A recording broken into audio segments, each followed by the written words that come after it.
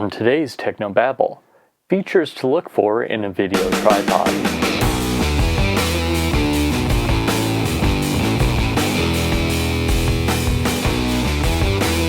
This is Tech No Babble, your weekly source for church video and graphics news, perspectives, tips, and tricks. And now here's your host, Paul Clifford. Hi, and welcome again to another episode of Technobabble. This is the show where every week I help you with video and graphic design for the church. My name is Paul Allen Clifford.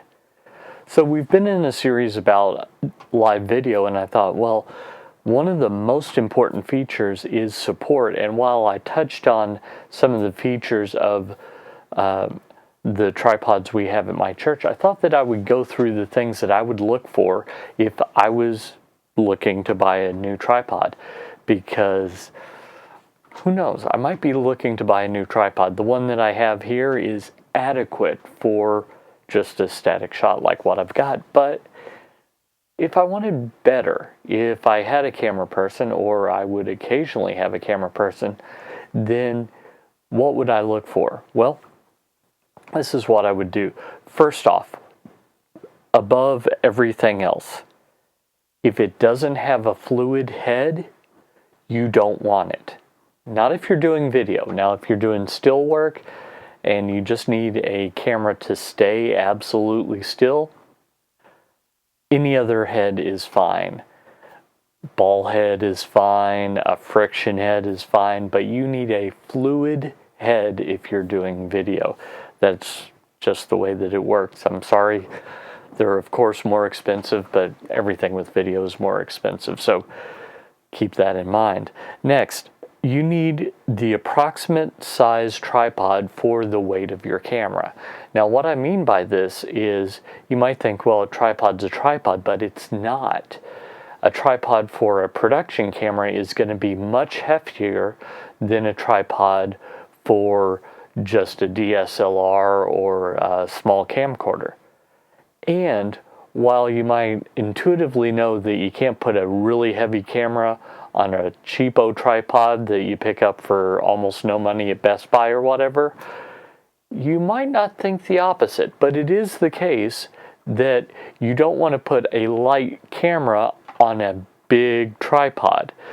Part of that is that the camera just doesn't provide adequate counterweight to take into account some of the features of the tripod, like the ones we're going to talk about next, which are two pan bars. So in most consumer tripods, you have a single bar that twists to provide you friction and lock. You don't want that. You want two of them, and they should be able to be removed. So if you only need one for a situation, you can take one off. But you need two for a studio configuration, because that gives you a place for the zoom controller and a place for the focus controller.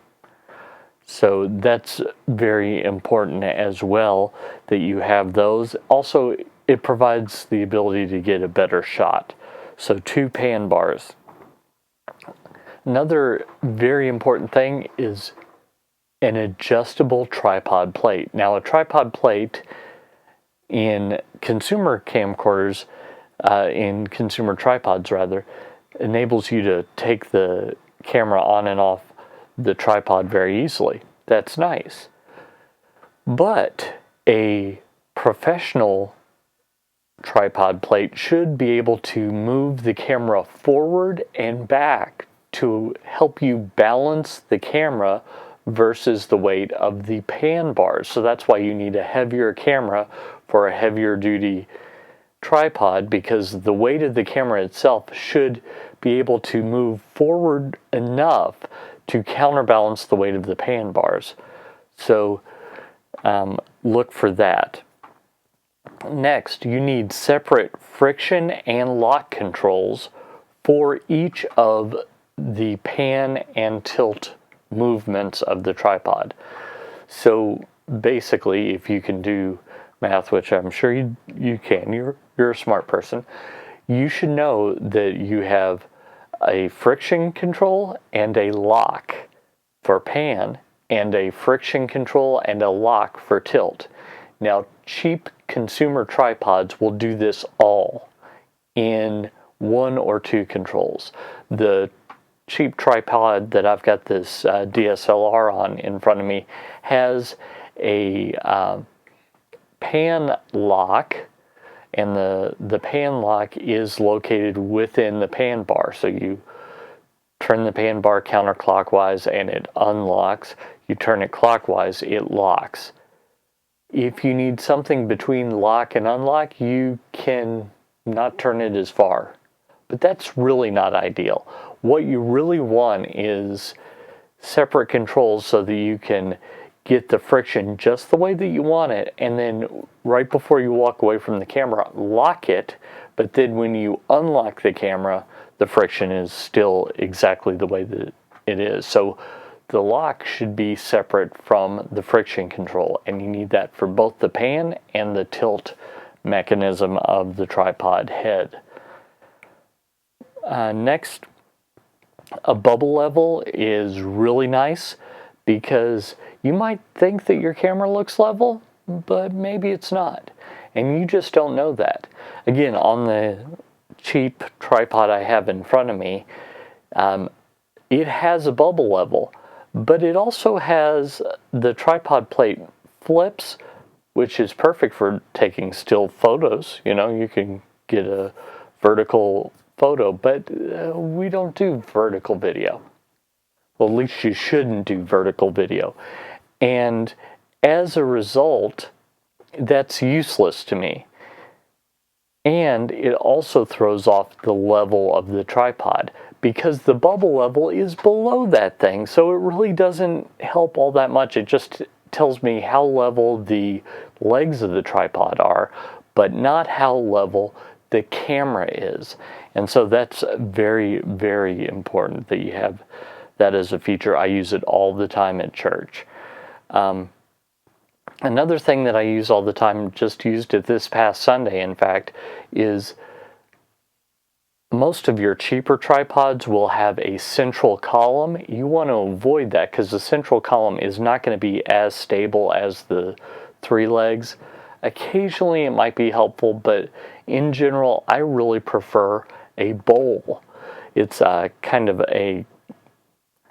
well, it looks like a bowl, and underneath it there is a hand-tightened nut that you can loose, and then you can tweak the level of the tripod head so you get it generally in the right place with the legs, and then you can tweak the head ever so slightly to get it even more level on top of the way that it always is.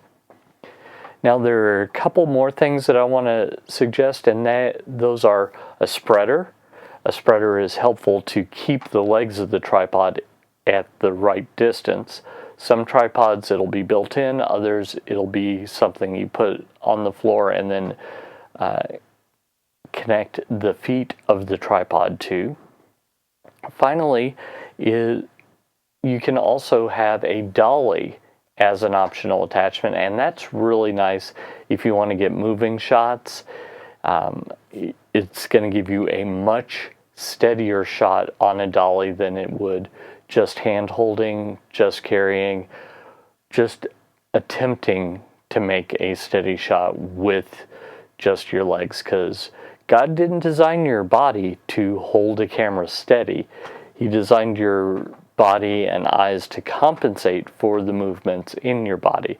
So, as you might notice, I talk a lot with my hands and my head, and I don't notice that I'm moving all that much just because my brain and my eyes are built to compensate for that. Cameras, not so much, so therefore you need a good tripod. Now, I hope that helped you. And if you like this content, I would love for you to do me a favor and do you a favor by heading over to trinitydigitalmedia.com/newsletter. Sign up there and you can get all sorts of free resources. Video mini course is one of those that might help you if you find this content useful. You'll also get a free subscription to my email newsletter where I put out all sorts of discounts and stuff. I just finished a huge sale on a new course on ProPresenter, and just had all kinds of positive feedback on that. And you missed it out because you're not yet a newsletter subscriber. But there's more stuff coming, so just join up right now, and we'll forget about the past and move forward into the future. Until next time, this is Paul Allen Clifford with TrinityDigitalMedia.com. Go out and change eternity.